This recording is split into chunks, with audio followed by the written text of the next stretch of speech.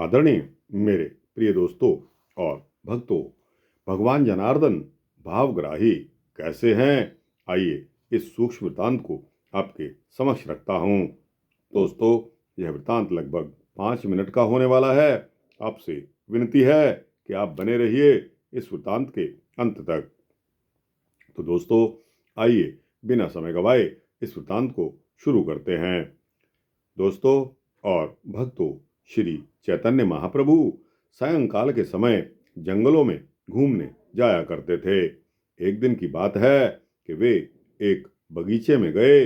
वहां जाकर उन्होंने देखा कि एक ब्राह्मण आसन लगाए हुए बड़े ही प्रेम के साथ गदगद कंठ से गीता का पाठ कर रहा है। यद्यपि वह श्लोक का उच्चारण अशुद्ध कर रहा था, किंतु पाठ करते समय वह ध्यान में ऐसा तन्मय था कि उसे बाह्य संसार का कुछ पता ही नहीं रहा।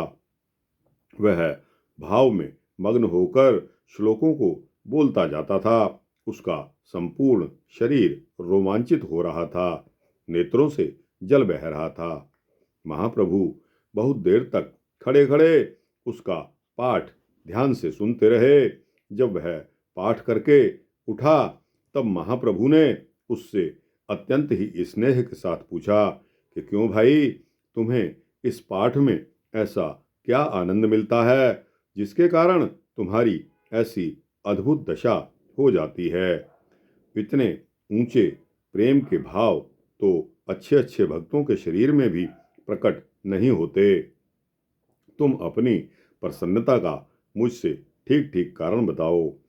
उस पुरुष ने कहा कि भगवान, मैं एक अपठित बुद्धिहीन ब्राह्मण वंश में पैदा हुआ हूँ। निरक्षर और मूर्ख ब्राह्मण बंधु हूँ। मुझे शुद्ध अशुद्ध का कुछ भी बोध नहीं है। मेरे गुरुदेव ने मुझे आदेश दिया था कि तू गीता का पाठ नित्य प्रति किया कर। भगवान, मैं गीता का अर्थ क्या जानूं? मैं तो पाठ करते समय इसी बात का ध्यान करता हूँ कि सफेद रंग के 4 घोड़ों से जुता हुआ एक बहुत सुंदर रथ खड़ा हुआ है। उसकी विशाल ध्वजा पर श्री हनुमान जी विराजमान हैं। खुले हुए रथ में अस्त्र शस्त्रों से सुसज्जित अर्जुन कुछ शोक के भाव धनुष को नीचे रखे हुए बैठा है। भगवान अच्युत सारथी के स्थान पर बैठे हुए कुछ मंद मुस्कान के साथ अर्जुन को गीता का उपदेश दे रहे हैं। बस भगवान की इसी रूप माधुरी का पान करते करते मैं अपने आप को भूल जाता हूँ। भगवान की वह त्रिलोक पावनी मूर्ति मेरे नेत्रों के सामने नृत्य करने लगती है। उसी के दर्शनों से मैं पागल हो जाता हूँ।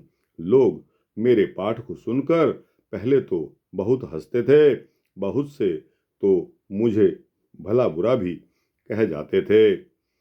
अब कहते हैं या नहीं, इस बात का भी मुझे पता नहीं है, किंतु मैंने किसी को हंसी की कुछ उनकी परवाह नहीं की। मैं इसी भाव से पाठ करता ही रहा। अब मुझे इस पाठ में इतना आनंद और रस आने लगा है कि मैं एकदम संसार को भूल जाता हूँ। उसकी बात को सुनकर चैतन्य महाप्रभु बड़े ही मीठे स्वर से कहने लगे, विप्रवर, तुम धन्य हो। यथार्थ में गीता का असली अर्थ तो तुमने ही समझा है। भगवान शुद्ध या अशुद्ध पाठ से प्रसन्न या असंतुष्ट नहीं होते। वे तो भाव के भूखे हैं। भावग्राही भगवान से किसी के मन की बात छिपी नहीं है। लाखों शुद्ध पाठ करो और भाव अशुद्ध हो तो उनका फल अशुद्ध ही होता है। यदि भाव शुद्ध है और अक्षर चाहे अशुद्ध भी उच्चारण हो जाए तो उसका फल शुद्ध ही मिलता है। भावों की शुद्धि की ही अत्यंत आवश्यकता है। भाव शुद्ध होने पर पाठ शुद्ध हो तब तो बहुत अच्छा है, सोने में सुगंध है। और यदि पाठ शुद्ध ना भी हो तो भी कोई हानि नहीं। अर्थात मूर्ख कहता है निश्चय मूर्ख कहता है विष्णाय नमः, जो कि व्याकरण की दृष्टि से अशुद्ध पाठ है, और पंडित कहता है विष्णवे नमः। भाव शुद्ध होने से इन दोनों का फल समान ही होगा। कारण यह है कि भगवान जनार्दन भावग्राही हैं। महाप्रभु के मुख से ऐसी बात को सुनकर उस ब्राह्मण को बहुत प्रसन्नता हुई और उसने उसी समय प्रभु को आत्म समर्पण कर दिया। जब तक प्रभु श्री रंग क्षेत्र में रहे तब तक वह महाप्रभु के साथ ही रहा।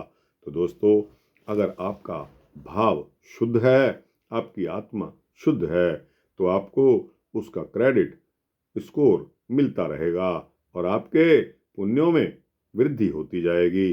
दोस्तों, यह कितनी सुंदर बात है जो गोलोकवासी संत पूज्यपाद श्री प्रभुदत्त ब्रह्मचारी जी महाराज का यह वृतांत गीता प्रेस गोरखपुर द्वारा अपनी कल्याण पत्रिका में छापा गया था।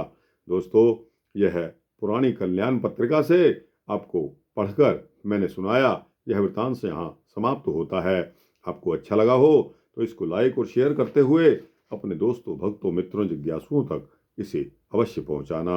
और दोस्तों, कमेंट सेक्शन में अपनी राय भी अवश्य देना। इस चैनल को सब्सक्राइब कर देंगे तो आपको इसी तरह के सूक्ष्म भक्ति वृतांत मिलते रहेंगे। जय श्री हरि, जय श्री विष्णु हरि।